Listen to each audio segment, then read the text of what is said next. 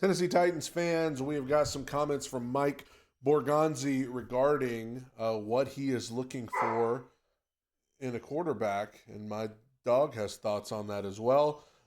This is from A to Z Sports. Link to it in the video description below. If you want to go check out unedited without my thoughts or anything on it, you can go there. Here we go, Mike Borgonzi. Really enjoyed talking to him. He's smart, engaging, confident kid. We had a great conversation with him. It wasn't that long. It was the first opportunity we had to really sit down and talk. Assuming he's talking about Shedeur Sanders, because that is who they've met with as of this recording. I don't think they've met with Cam Ward yet. Talk with him. And, this is a process, so we look forward to talking with him again. I don't know if you have an answer for this yet, but what percentage of the time in this process is devoted to pick 1-1 versus the rest of the draft? Like, how much energy just goes into figuring out what to do at the top versus the whole of the draft? Well, it's an important pick. But it's really the whole process. We're going to be drilling down on priority free agents next week.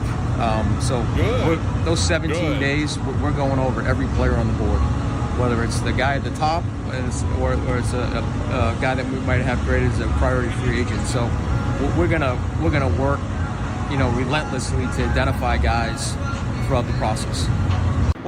I mean, I'm sure if he were being honest, you probably put a little more emphasis on the first pick because it is the first pick.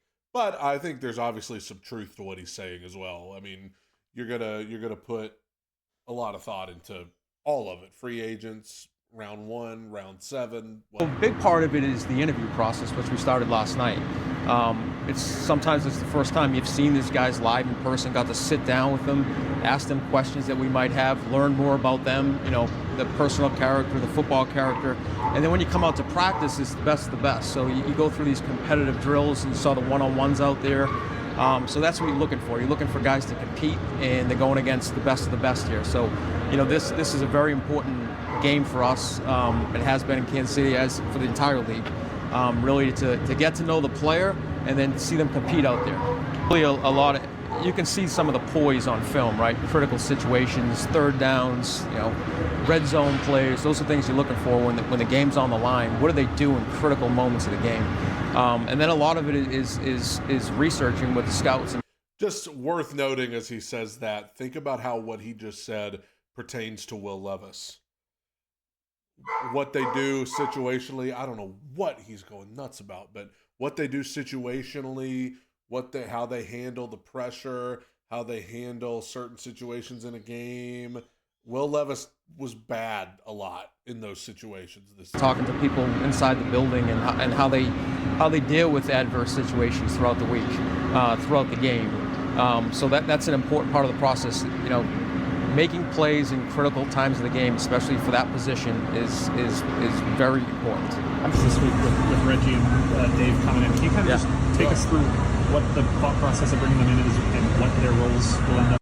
This is a good question. I'm anxious to hear the answer to. They hired Dave Ziegler as the new assistant GM and Reggie McKenzie to work in the front office. I've known Dave and I've known Reggie for a long time. Tremendous people, first of all. Very respected in the business, tremendous evaluators. They'll be a great sounding board for all of us.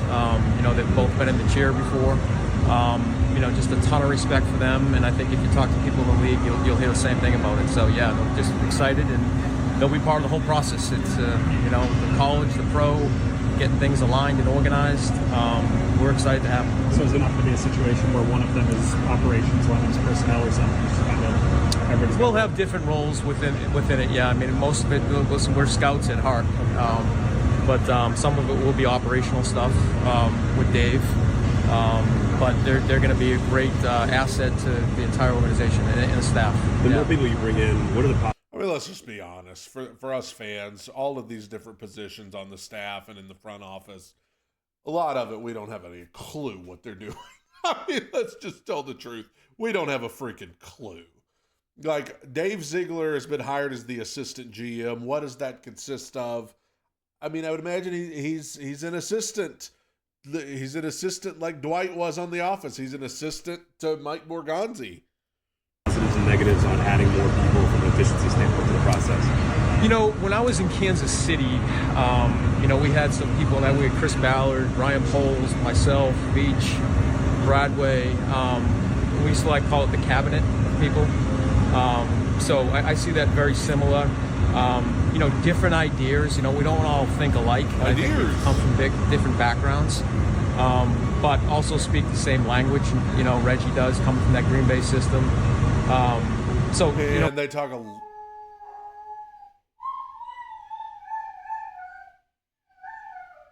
Hey, come here, bud. What's wrong with you? Goodness gracious. They talk a lot about that Green Bay system. Hey, what is your problem, buddy?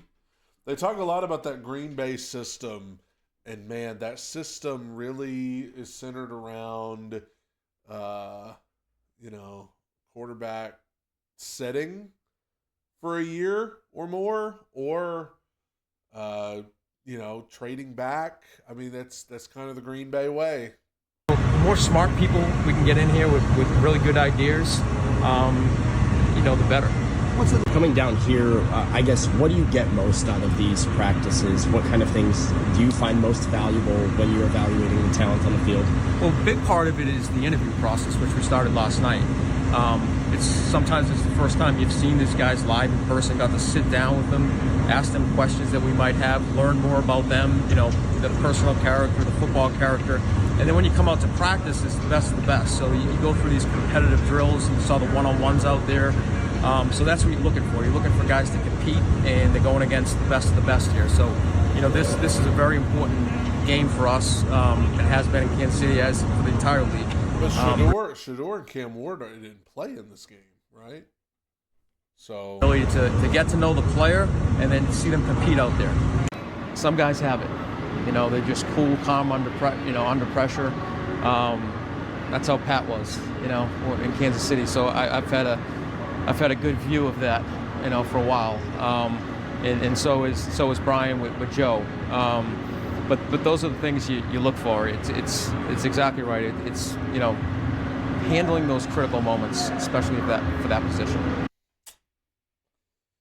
Once again, I go back to they're telling you kind of how they feel about Will Levis without directly telling you how they feel about Will Levis.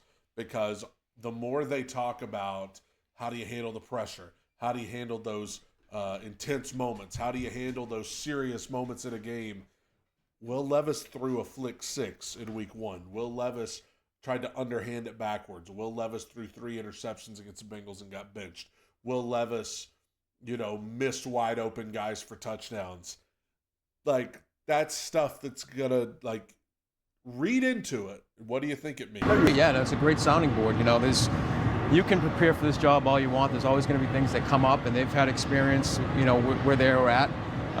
So that's a great sounding board for me. I will say I am glad to have so many people associated with this organization who have worked with elite quarterbacks. I mean, Callahan with Burrow, Borgonzi with Mahomes, Chad Brinker was with prime Aaron Rodgers in Green Bay. You know, I surround myself with good people that are smart, that have had experience, yeah.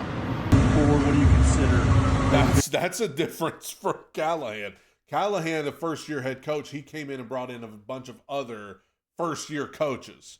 Whereas Mike Borgonzi says, I'm going to get some people with experience to help me along the way. That, to me, looking back, was something that I think Brian Callahan should have done better at, is getting more experience on his coaching staff, because he had a lot of first-year guys. And I know we're talking about front office stuff, but the same principle. On the current roster, or maybe moving forward. Yeah, I mean, listen, you can go through the roster, and we're going through, and I'm meeting with the coaches now, and we have some holes to fill along, you know, offensive line. That would be number one. And then just depth level across the whole team right now. You know, creating competition is going to be the biggest thing, whether it's through free agency, through the draft. It might be a guy that we sign off the street or the workout guy. But really just, you know, we want to build the fronts first, offensive, defensive lines, and then build depth along the perimeter. that's something. Let's see how he finishes it out. Okay. We want to build the offensive and defensive lines first. Now, the Titans have not shied away from the fact that they have issues on the offensive line. Brian Callahan's been vocal about that since like week 2 of the regular season. Right tackle's probably what they're thinking about, but also right guard. Dylan Radins is a free agent.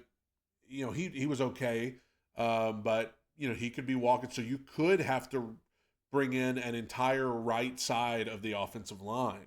So one thing I would look at with that, since they are clearly telling you how important it is to have a good offensive front and a good defensive front, first name that comes to mind is Abdul Carter.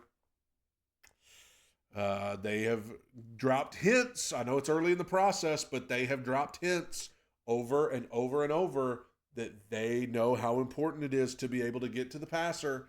And Abdul Carter is either the best player in this draft or the second best player in this draft behind Travis Hunter. So that's something to keep in mind.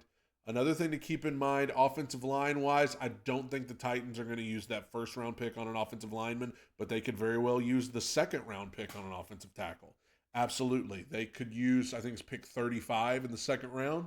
They could absolutely use that pick on a right tackle. Or, I mean, you know, you could hit up free agency. I know Cam Robinson is a name that's been thrown out there. The only problem I have with that is that feels an awful lot like Andre Dillard. That feels an awful lot like, you know, placeholder guy who's just not up to the task. So we'll see.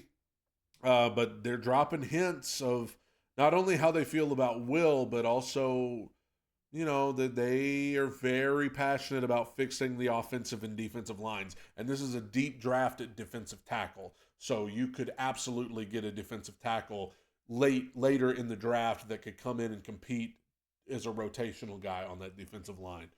Oh boy, a lot of different things going on. We'll see what the Titans do. Tighten up. Bye.